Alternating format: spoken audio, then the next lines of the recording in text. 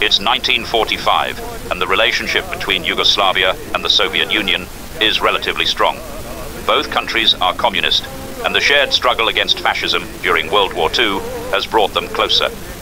Yugoslavia, under the leadership of Josip Broz Tito, has turned out to be a key player in the Balkans, thanks in part to Soviet support.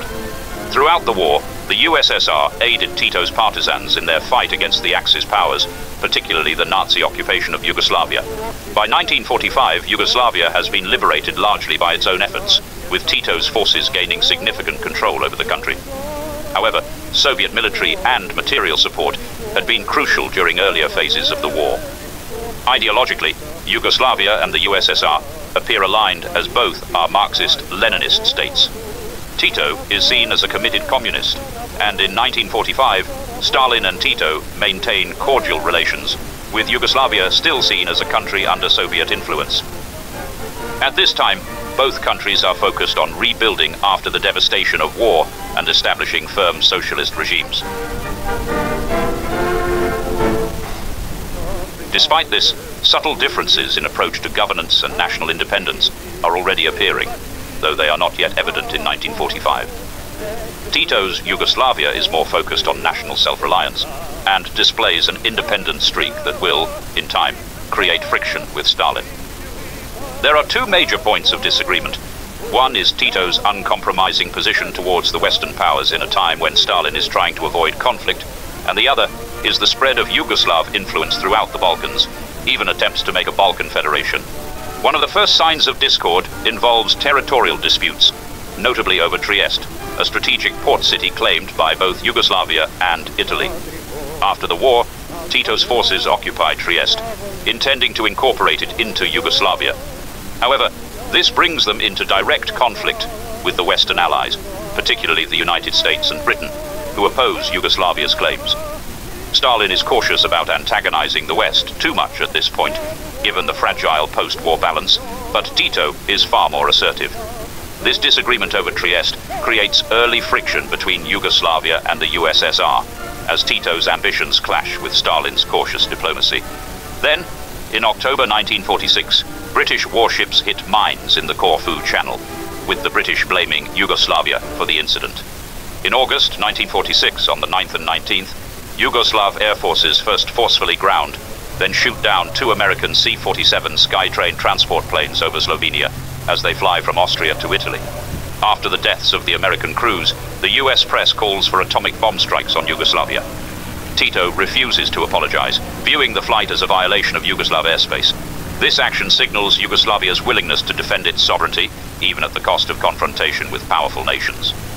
While Stalin tacitly supports the anti-Western stance, he becomes uneasy about Tito's increasingly bold actions, fearing that they could provoke unnecessary conflict with the West during a delicate geopolitical period. Meanwhile, the Communist Party of Yugoslavia is actively supporting the communist side in the civil war, raging in neighboring Greece. By doing so, the Yugoslav communists directly violate the so-called percentages agreement, which Stalin made with Churchill in October 1944 at the Fourth Moscow Conference. This agreement defines the spheres of influence in the post-war world, placing Greece 90% in the British zone of interest and only 10% in the Soviet sphere. As a result, Stalin refrains from supporting the Greek communists. Yugoslavia is also expanding its influence in Albania and Bulgaria, which causes further tensions with the Soviet Union. Tito is deeply involved in Albania, having helped Enver Hoxha's communist regime come to power, and he envisions a closer Yugoslav-Albanian alliance, possibly even unification. This ambition alarms Stalin, who wants Albania under his command and does not wish to see it dominated by Yugoslavia. In Bulgaria, Tito attempts to foster a Yugoslav-Bulgarian union, hoping to create a broader Balkan Federation under Yugoslav leadership. In August 1947, they signed the Treaty of Bled without consulting the Soviet Union.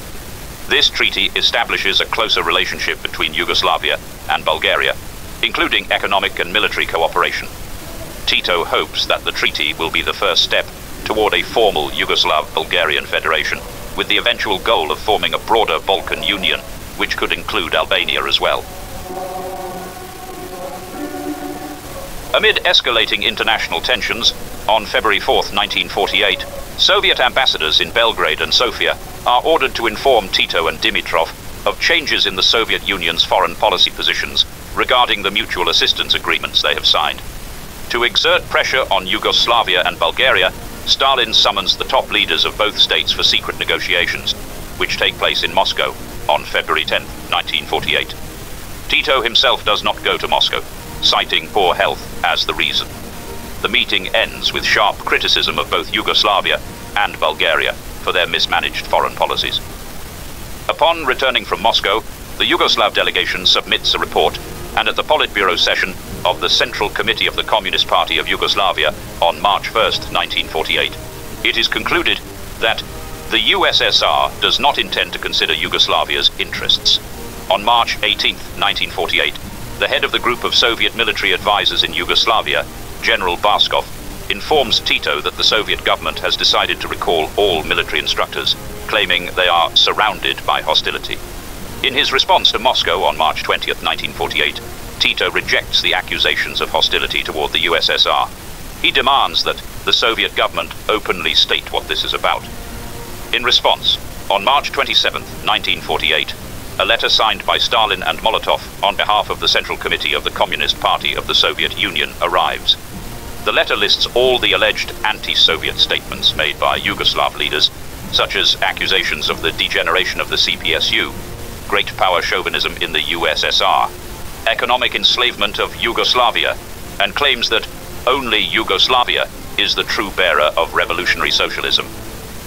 At the Central Committee plenum of the Communist Party of Yugoslavia, held in strict secrecy on April 12 and 13, 1948, discussions focus on relations with the Soviet Union.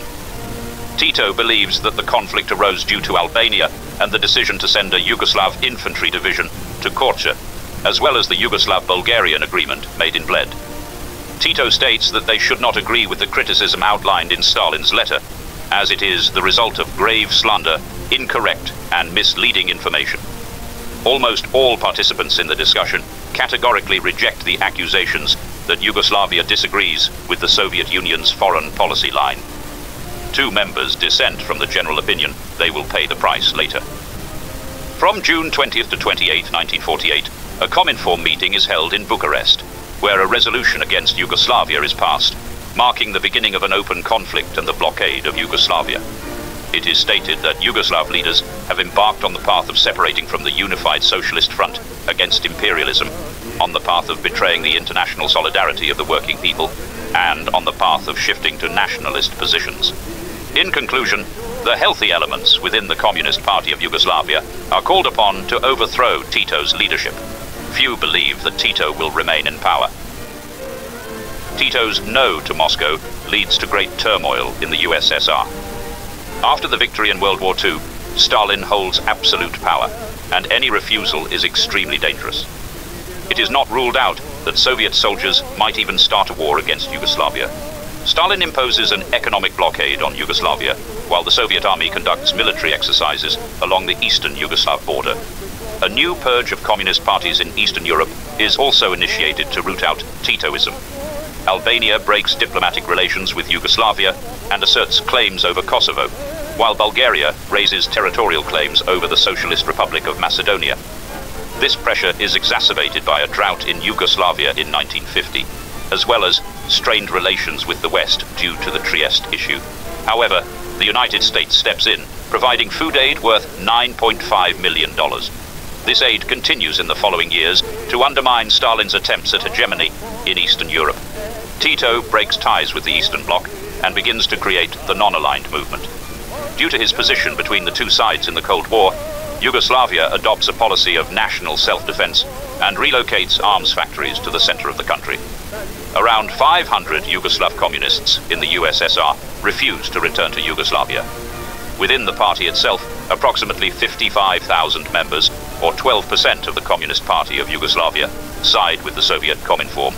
Tito's response to suppress Stalinists within his ranks is severe. About 16,000 are sent to labor camps, primarily on Goli Otok, while 5,000 emigrate.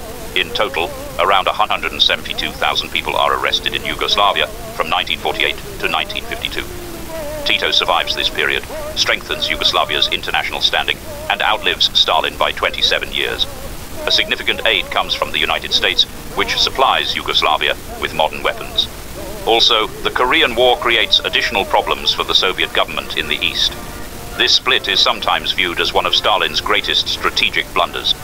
Instead of granting Yugoslavia autonomy, he allows it to become a rival communist state, paving the way for alternative versions of communism independent of the USSR, including future rebels in the People's Republic of China. It is only after Stalin's death in 1953 that the normalization of relations between the USSR and the Yugoslavia begins. The new leaders of the Soviet government, Nikita Khrushchev and Mikhail Gorbachev, later apologized to the Yugoslav authorities and blamed Stalin for the split.